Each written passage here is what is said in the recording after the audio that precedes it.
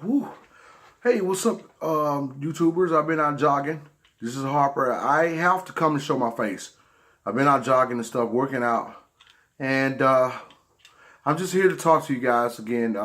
Thank you for joining my channel, and thank you for sharing or listening to my sound bites and sharing my sound bites.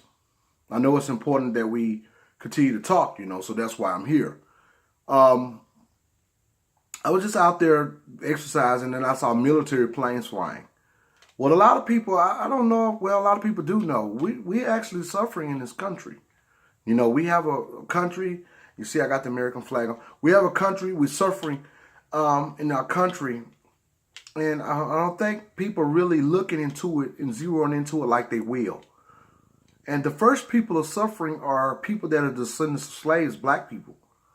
And that's because of being poor. And then we also do have white people that are poor and lower middle class who are suffering these elements of immigration in our society. They're suffering the elements of immigration in our country and what it's done and doing to our country.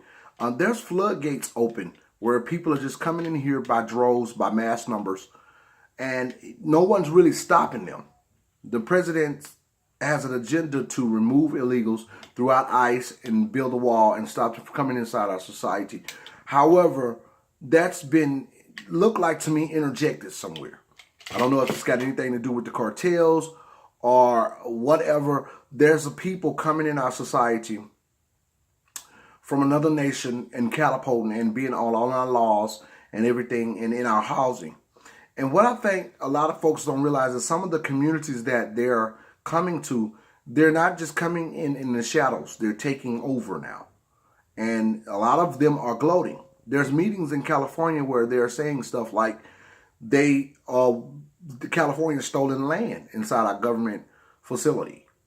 You just don't get to get up and say that. And the United States purchased California. It's a lot going on. And there's also a gentleman, a young man or whatever, that was out fighting Trump supporters. But I'm looking at this and I'm seeing the delusions, the social illusion that we bought into as black people. Okay, because the Democrat Party is doing nothing for us. So who are you fighting for? The young man who was fighting the Trump supporters in California who went to jail. Who are you fighting for? Who are you fighting and who are you fighting for? And what are you fighting about? The Democrat Party, if that's the case, you might as well fight Joe Biden supporters. And you might as well fight Bernie Sanders supporters. I mean, you might as well, because there's no real party for you, brother. You have to find an agenda to go with and try to match it up to the government.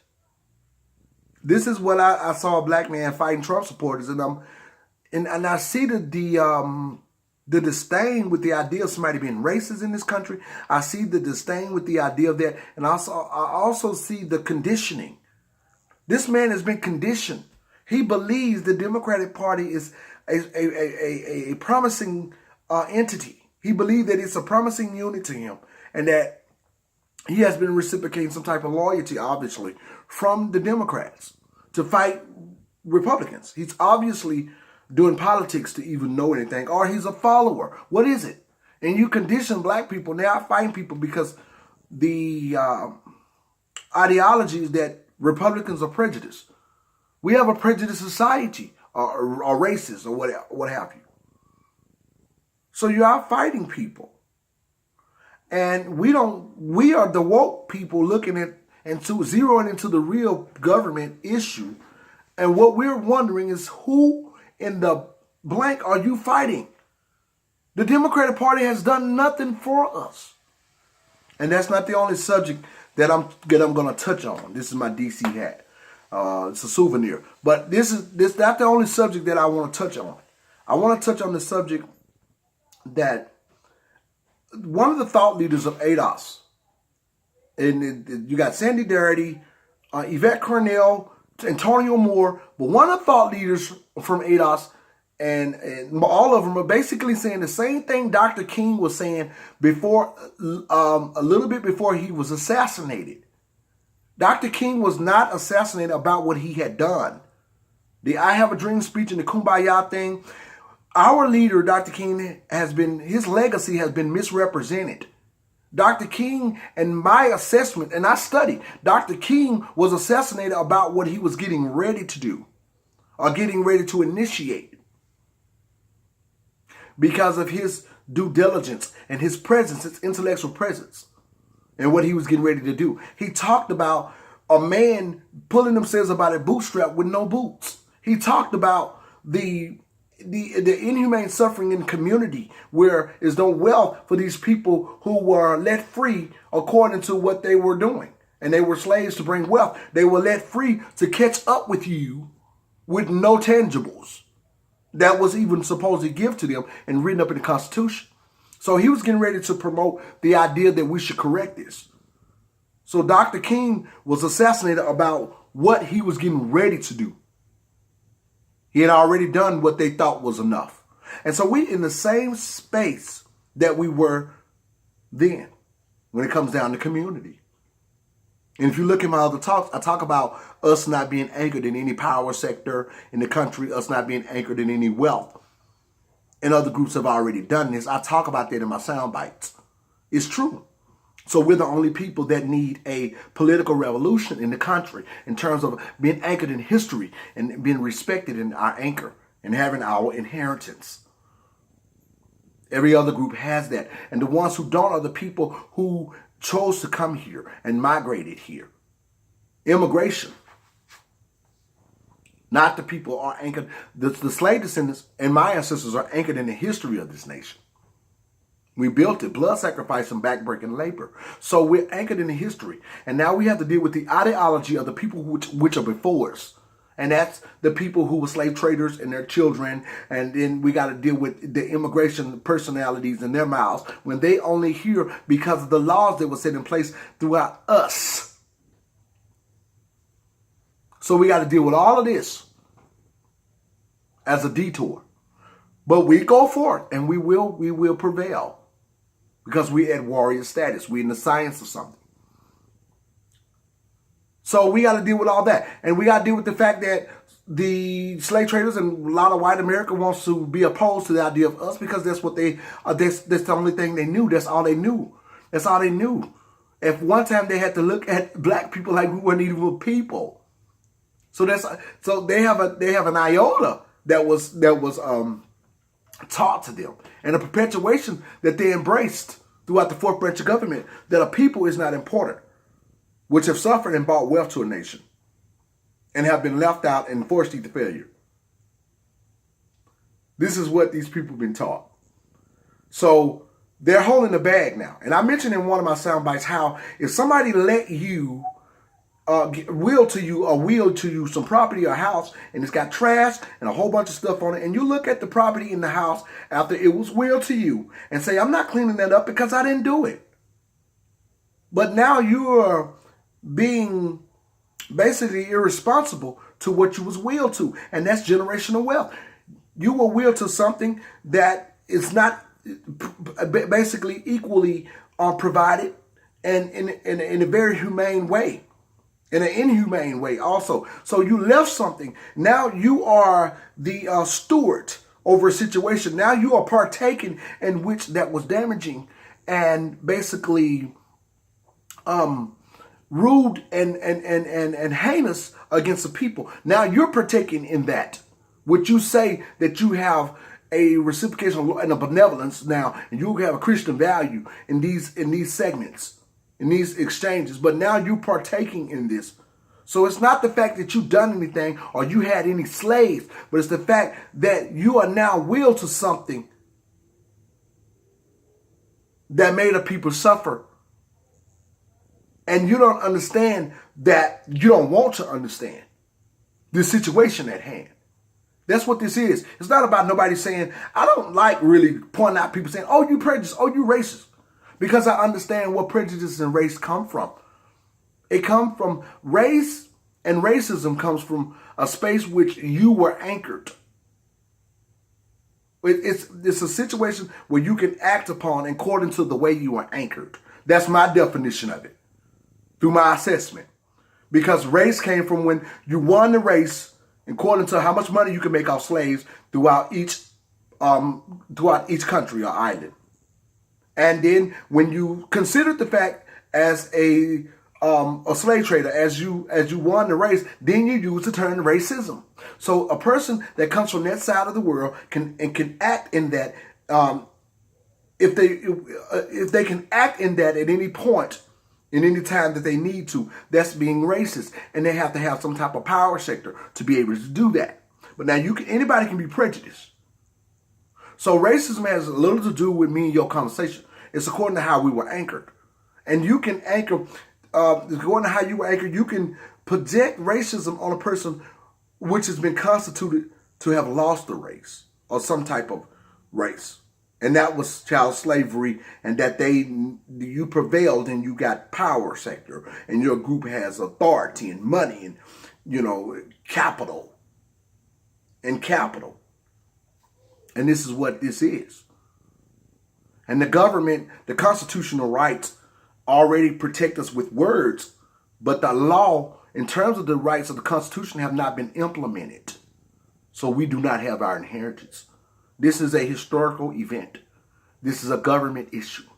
And white people, some of them taking it personal, some of them not. But what I'm saying is that the country is suffering due to these undesirable immoral exchanges in the government. Now we letting the whole people come in our society.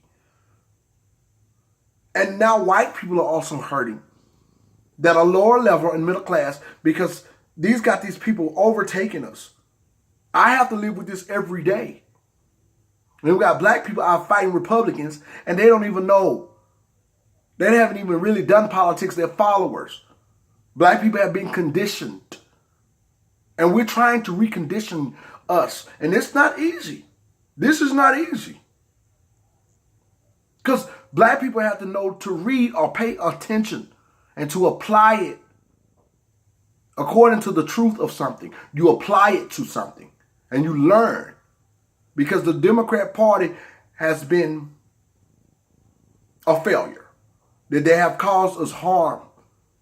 The Democrats are the people who were out sicking dogs on people in the South.